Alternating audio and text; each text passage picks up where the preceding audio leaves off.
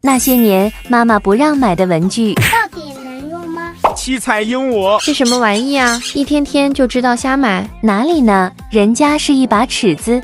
我信你个鬼！难道骗你有钱吗？非要我画一下你才信？值不值？你们说吧。天啊，这也太敷衍了。还能随身携带呢，坏人看到都不敢靠近。我的天哪！就问你们心不心动？牛肉卷不是，你拿我的牛肉卷干嘛？还我！妈，你在做梦吗？这是我的便利贴好吗？虽然做的是很逼真，想怎么卷都行，想贴哪里就贴哪里。不知道的以为我在卖肉。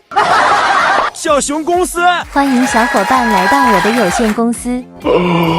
说吧，今天是几号来着？都进来，别站在外面，人手一张贴纸。天，我还以为很大呢。肯定大啊，还能住人，开关又方便。虽然叫能力有限，不过只要你有烦恼，我都能给你解决。